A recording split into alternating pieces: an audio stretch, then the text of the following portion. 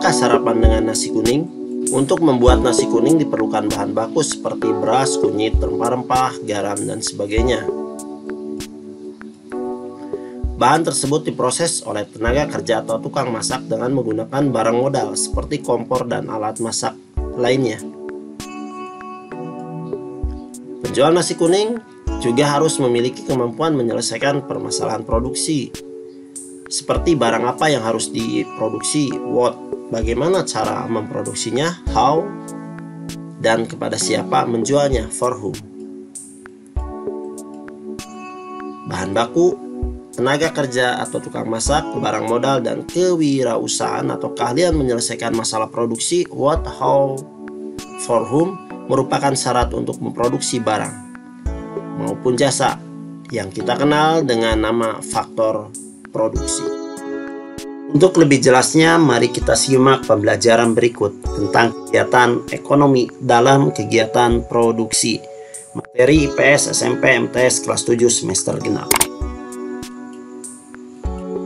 Materi yang akan dibahas: 1. Pengertian produksi, 2. Kegunaan barang atau utilitas, 3. Bidang usaha produksi, dan 4. Faktor produksi. Pengertian produksi. Produksi adalah kegiatan menghasilkan barang dan jasa atau kegiatan menambah nilai guna barang dan jasa. Kita lihat ilustrasi berikut tentang pengertian produksi. Input melalui proses produksi akan berubah menjadi output atau barang dan jasa.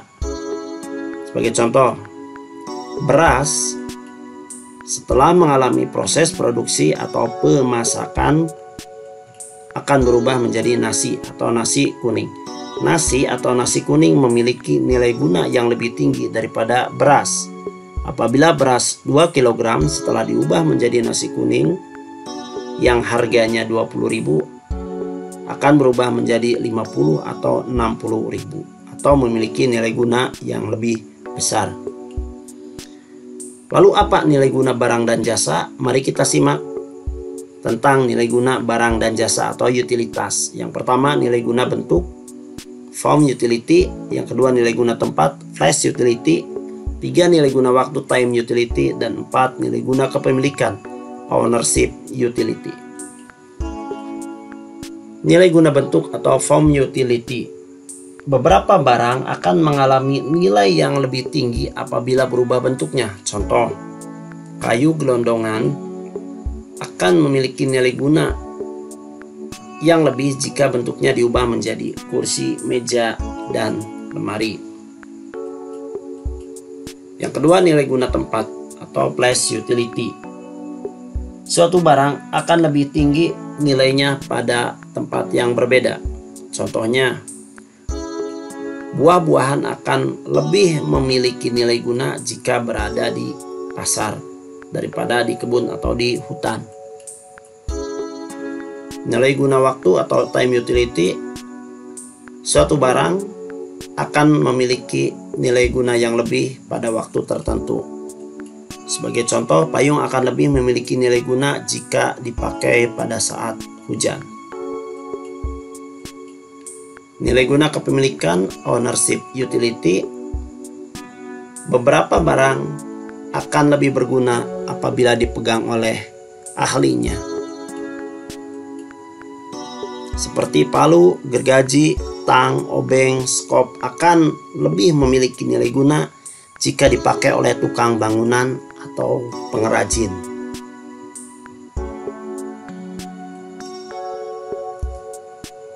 Kita lanjut pada materi berikutnya, yaitu bidang usaha produksi yang terdiri dari 5 bidang usaha. Yang pertama, ekstraktif atau pertambangan, kedua, agraris atau pertanian, ketiga, industri, 4, perdagangan, dan 5, jasa.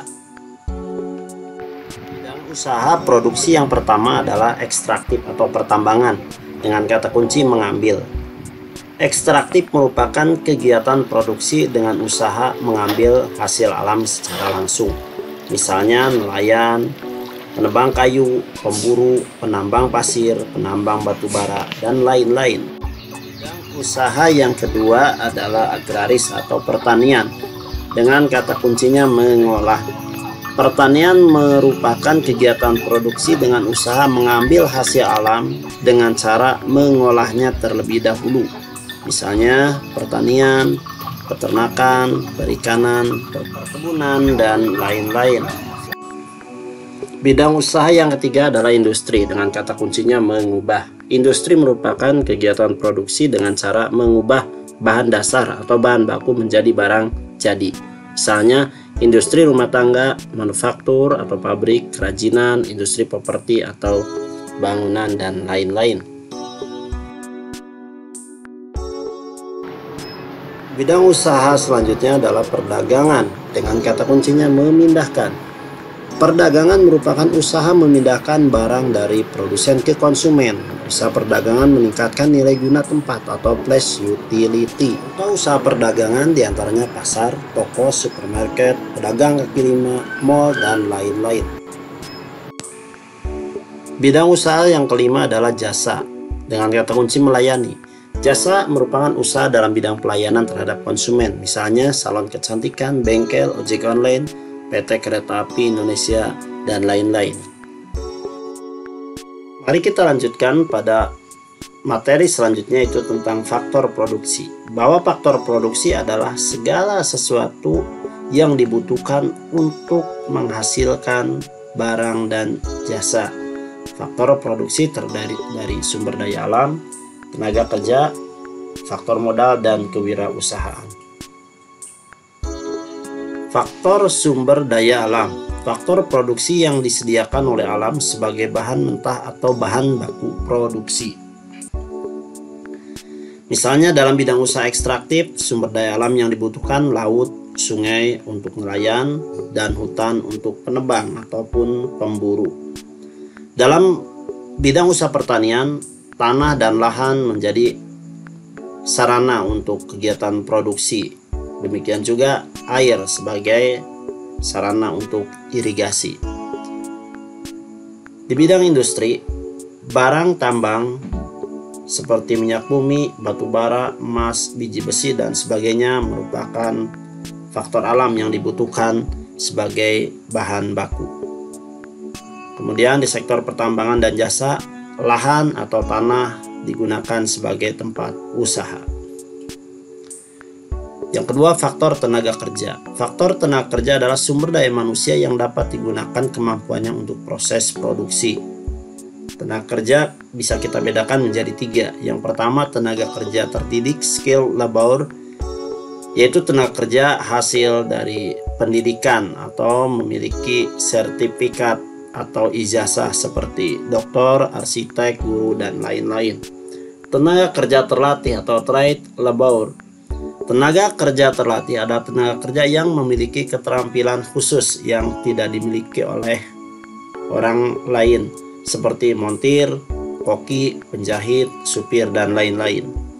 Sementara tenaga kerja tidak terdidik dan tidak terlatih atau unskilled labor adalah tenaga kerja yang tidak memerlukan pendidikan atau keterampilan tertentu. Contohnya tukang sapu, tukang sampah, dan kuli bangunan. Selanjutnya, faktor modal. Faktor modal adalah segala hasil produksi yang dibuat manusia dengan tujuan menghasilkan barang dan jasa lain. Beberapa faktor modal diantaranya uang, mesin-mesin, kendaraan, gedung, dan lain-lain. Faktor kewirausahaan adalah kemampuan seseorang menyatukan semua faktor produksi agar menghasilkan barang tertentu. Jadi faktor kewirausahaan adalah manajerial, bagaimana mengatur barang mentah, mengatur tenaga kerja, mengatur modal, sehingga dapat menyelesaikan masalah produksi. Barang apa yang akan dibuat, bagaimana cara membuatnya, dan untuk siapa atau dijual kemana barang tersebut. Demikianlah pembelajaran kita kali ini tentang kegiatan produksi. Atas perhatiannya, kami mengucapkan terima kasih.